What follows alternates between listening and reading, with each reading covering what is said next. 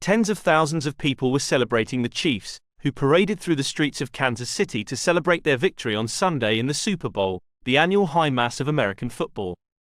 The jubilant atmosphere of the Kansas City Chiefs Super Bowl victory parade was shattered by a devastating incident of gun violence, leaving one person dead and 21 others, including 9 children, injured. The celebration meant to honor the team's triumph turned into a scene of chaos and horror as gunfire erupted near Union Station, where thousands had gathered to cheer on their football heroes. According to officials, 8 victims were in critical condition, with 7 others sustaining injuries that could prove life-threatening. Shockingly, 9 children were among the wounded, though thankfully, all are expected to recover. Police swiftly apprehended 3 suspects in connection with the shooting, but the motive behind the attack remains unclear. Kansas City Police Chief Stacey Graves provided updates on the situation, revealing that a total of 22 individuals were struck by gunfire, with 1 tragically losing their life. The swift response of law enforcement and emergency services helped mitigate further casualties, with over 800 police officers already on site to monitor the parade. The aftermath of the shooting left a community reeling in shock and disbelief. Local radio station DJ Lisa Lopez was among the victims, highlighting the indiscriminate nature of the violence. Surviving victims were rushed to nearby hospitals for treatment, with Children's Mercy Hospital admitting 9 children aged 6 to 15 with gunshot wounds.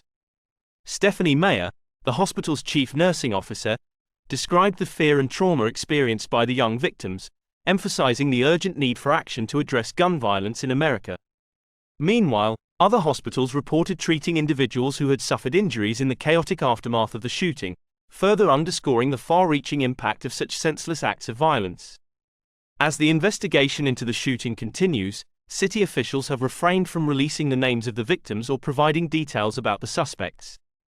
Police Chief Graves acknowledged that the motive behind the shooting remains unclear, though a law enforcement source suggested it may have stemmed from an argument that turned violent. The shooting occurred near Union Station, where the parade was scheduled to conclude.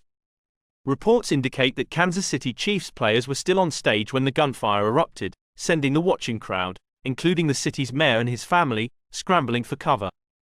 Eyewitnesses described scenes of panic and confusion as people sought safety amidst the chaos. In the aftermath of the tragedy, Mayor Quinton Lucas reflected on the harrowing experience, emphasizing the need for collective action to address gun violence. He recounted the terror he and his family experienced, alongside thousands of others, as they fled for safety during what should have been a moment of celebration. The Kansas City Chiefs organization expressed profound sadness over the violence, confirming the safety of their players, coaches, and staff.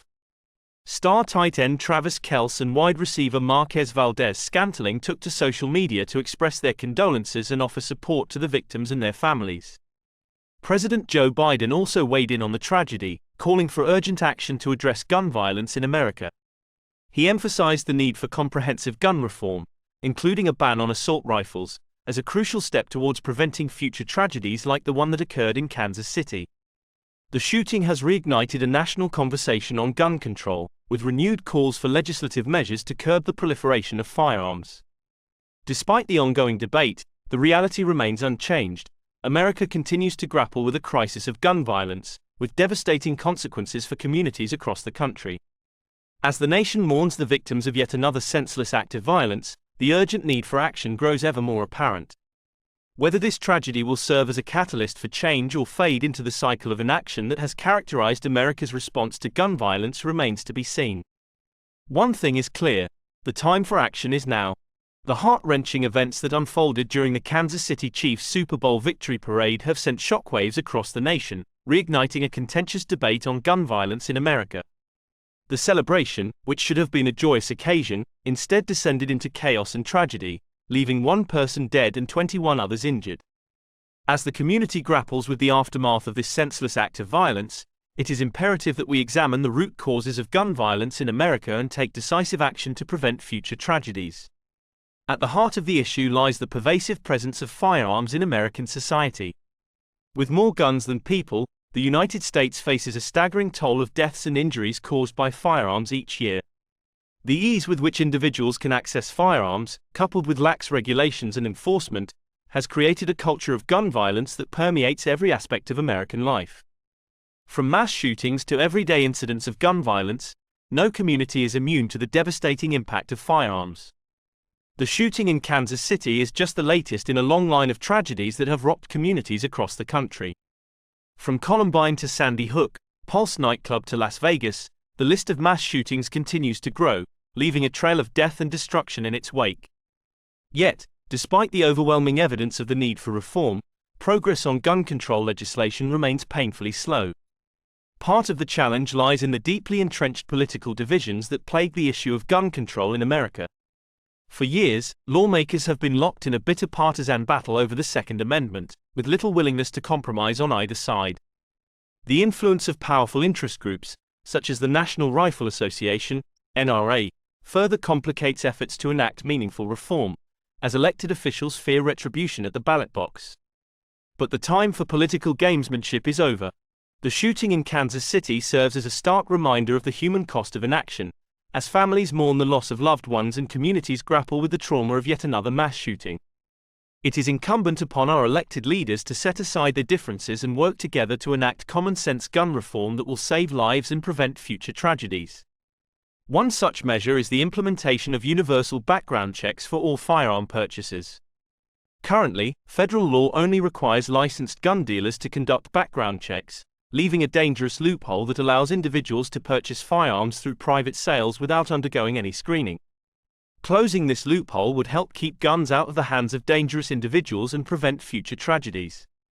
Additionally, we must ban the sale and possession of assault weapons, which have been used in some of the deadliest mass shootings in recent memory.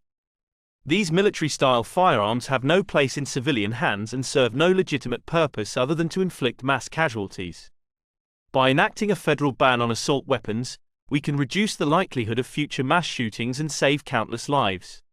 In addition to these measures, we must also address the root causes of gun violence, including poverty, inequality, and systemic racism.